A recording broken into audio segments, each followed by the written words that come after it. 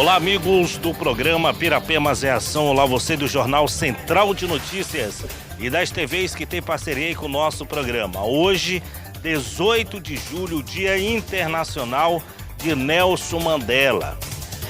Eu pesquisando aí nas redes sociais, no YouTube, procurando aí o resumo bem claro sobre a vida e a história de Nelson Mandela, e eu encontrei esse vídeo que você vai acompanhar a partir de agora. Para você, especialmente para você que não conhece a história de Nelson Mandela, esse homem aí que lutou a vida toda contra o apartheid.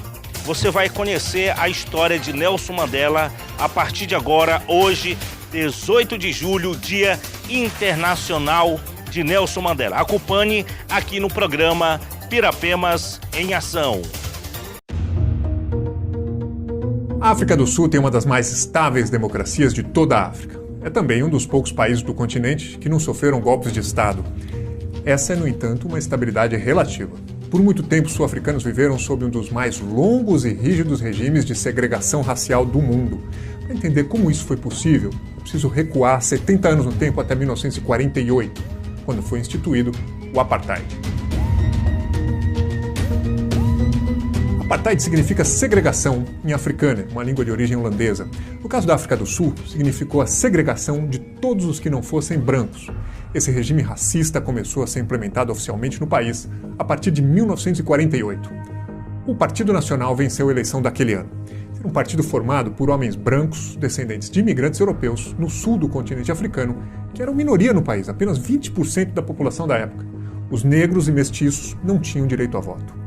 O primeiro-ministro responsável pela implementação das primeiras políticas institucionais do apartheid foi Daniel François Malan, um filho de protestantes franceses que haviam imigrado da Europa para o sul da África. Essa presença europeia na África Austral vinha desde pelo menos o século XV, quando navegantes portugueses buscavam a rota marítima para o Oriente, contornando o Cabo das Tormentas ou o Cabo da Boa Esperança. Ao longo dos anos seguintes, franceses, holandeses e britânicos se estabeleceram ali em sucessivas ondas migratórias.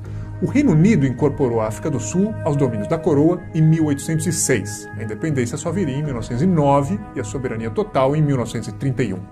Ao longo de todo esse período, esses imigrantes europeus e seus descendentes, nascidos na África do Sul, editaram uma porção de normas racistas, restringindo o direito dos negros e dos mestiços ao livre deslocamento, à propriedade de terras e ao direito de votar. Mas foi só no pós-guerra, em 1948, que o apartheid ganhou uma forma institucional. Em 1949, é publicada uma lei que proíbe todos os casamentos interraciais na África do Sul. Em 1950, uma nova lei torna obrigatória a classificação das pessoas em grupos raciais, inserindo essas informações no documento de identidade dos maiores de 18 anos. No mesmo ano, 1950, uma emenda chamada Emenda da Imoralidade torna crime as relações sexuais entre pessoas de grupos raciais diferentes. A própria ideia de classificar negros e mestiços em diferentes raças era confusa, além de claramente preconceituosa. Comitês governamentais responsáveis por essa triagem terminavam até mesmo por colocar irmãos consanguíneos em grupos e subdivisões diferentes com base nas aparências. Tamanha a arbitrariedade dessa política que visava, no fundo, proteger os interesses dos brancos em detrimento de todos os demais. A partir de 1953, surgem normas para proibir os negros de andarem nas mesmas calçadas que os brancos, frequentarem as mesmas praias, usarem os mesmos ônibus, hospitais, escolas e universidades. A partir de 1959 tem início uma política que leva a segregação a um novo patamar. A remoção forçada de negros para os chamados bantustões, ou lares tribais. Esse nome era dado a regiões designadas pelos brancos para que os negros e mestiços vivessem em espécies de guetos localizados fora dos maiores centros urbanos. A justificativa moral era de criar espécies de estados negros independentes. Mas, na prática, esses bastiões eram controlados por administrações marionetes. Nos anos 50, mais de 60 mil sul-africanos foram retirados à força de Joanesburgo e confinados num bairro chamado Soweto, que é o acrônimo em inglês para Southwestern Townships, ou municípios do Sudoeste. A comunidade negra de Sophiatown, nos arredores de Joanesburgo, foi removida pela polícia. As casas que ficaram para trás foram demolidas e o terreno aplainado por escavadeiras. Os novos moradores, brancos, batizaram o local com o nome de Triunfo. Esse fenômeno, que se manteve pelos anos 1960, 70 e 80, é considerado uma das maiores remoções populacionais forçadas da história. Na África do Sul, do apartheid, negros eram tratados como estrangeiros, Só entravam em bairros brancos como trabalhadores convidados, portando um passe específico, uma espécie de passaporte. Em 1960, moradores do bairro negro de Sharpeville queimaram seus passes na frente da polícia, que respondeu matando 69 manifestantes. Aquele ano marcou uma virada. Enquanto a África do Sul vivia o apartheid, o mundo vivia a Guerra Fria, com americanos e soviéticos disputando grande parte das relações entre os países, com base na divisão simplista entre capitalistas e comunistas. Temendo que os movimentos de resistência dos negros sul-africanos pendessem para o lado dos soviéticos, muitas potências ocidentais, sobretudo o Reino Unido e os Estados Unidos, toleraram o apartheid. Mas isso começou a mudar com o crescimento do movimento por direitos civis nos Estados Unidos e com os massacres que ocorriam na África do Sul. Em 1960, pela primeira vez, a Organização das Nações Unidas em Nova York se pronuncia contra a política do apartheid do governo sul-africano. Em 1961, a pressão internacional aumenta com a visita do primeiro-ministro britânico Harold Macmillan na África do Sul, onde ele faz um pronunciamento ao parlamento local chamado Os Ventos da Mudança, no qual pede mudanças na política de apartheid. Porém, nenhuma dessas pressões externas teria um efeito se não fosse a luta dos próprios negros sul-africanos, e entre eles, um em especial: Nelson Mandela. Aos 43 anos, Mandela assume a linha de frente das ações de sabotagem que eram praticadas por uma organização do movimento negro local chamada Lança da Nação. O ano era 1961. A África do Sul havia se autoproclamado república, se afastando da órbita da coroa britânica e da Liga de Ex-Colônias do Reino Unido, chamada Commonwealth. Mandela e seus companheiros ameaçaram marcar a data com uma série de greves, manifestações, atentados e atos de sabotagem, colocando explosivos em estruturas da rede elétrica, da telefonia, em quartéis e linhas de transporte. O líder negro militava desde os 25 anos num partido político chamado CNA, sigla do Congresso Nacional Africano. Ele fundou a ala jovem do partido que nos anos 50 tomou o controle da CNA, pregando uma linha muito mais combativa em relação ao apartheid. Em 1962, Mandela, que havia recebido treinamento em técnicas de guerrilha no exterior, é preso e condenado à prisão perpétua. Em 1964, ele é colocado numa cela de aproximadamente 5 metros quadrados no presídio de Robben Island, onde é submetido a trabalhos forçados em pedreiras de cal. Do lado de fora, os confrontos aumentam. Em 1976, um protesto de estudantes em Soweto termina com 23 mortos, segundo o governo, e militantes do movimento dizem que o número pode ter chegado a 700.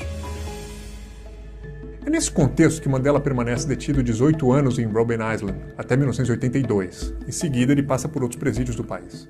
Os anos 1980 são marcados por embargos de armas e embargos comerciais impostos por mais de 20 países contra a África do Sul. Em 1989, a queda do Muro de Berlim e a distensão da Guerra Fria reduzem a paranoia do governo e abrem novas possibilidades de diálogo na África do Sul. Naquele ano morre o então presidente Pieter Botha e no lugar dele assume o homem que negociaria a saída de Mandela da prisão, o presidente Frederick de Klerk. Num gesto político contra o apartheid, Mandela havia recusado outras ofertas de libertação nos 27 anos em que esteve preso. Ele fez do cumprimento da pena uma forma de protesto aos olhos do mundo. Em 1990, Mandela é solto e seu partido CNA volta a ser permitido. Ele dá início a um périplo internacional, sedimentando a imagem de um lutador pela paz e pela reconciliação. Em 1993, Mandela e de Klerk dividem o Prêmio Nobel da Paz. Em 1994, Mandela é eleito o primeiro presidente negro e o apartheid, que havia entrado em declínio a partir de 1990, finalmente chega a seu fim. O país foi unificado e a transição democrática foi pacífica, sem guerra civil. Inaugurou-se uma era de otimismo com o fim das divisões étnicas institucionalizadas e com a ascensão da imagem da nação arco-íris, que garantiria direitos iguais a pessoas de todas as cores. A eleição de Mandela suspendeu as sanções estrangeiras e a economia saiu da estagnação, fazendo da África do Sul um país emergente, hoje conhecido como um dos BRICS, junto com Brasil, Rússia, Índia e China. Mandela governou o país até 1999 e morreu em 2013. O desemprego, por exemplo, caiu drasticamente em 1994, ano do fim do apartheid, porém, desde então, voltou a subir. Depois de Mandela, outros 3 líderes do movimento, companheiros de Mandela, ocuparam a presidência, mantendo o poder sempre nas mãos do CNA, o Congresso Nacional Africano. O mais recente dos 3, Jacob Zuma, acabou renunciando em fevereiro de 2018, quando o apartheid completou exatamente 70 anos. Zuma foi acusado de envolvimento em casos de corrupção.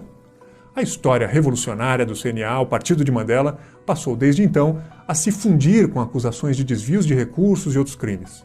O ciclo de luta contra o apartheid estava encerrado, mas isso não foi suficiente para acabar com os graves problemas sociais e econômicos do país. A desigualdade e o desemprego, que atinge principalmente a população negra, assolam a África do Sul, mais de 2 décadas depois do fim do regime segregacionista. O país é líder no ranking de desigualdade de renda entre ricos e pobres. A África do Sul do século XXI é um exemplo de luta contra o racismo e um exemplo de reconciliação. Porém, permanece adiante o desafio comum a tantos outros países africanos, o de conciliar democracia, respeito aos direitos humanos e crescimento econômico para todos.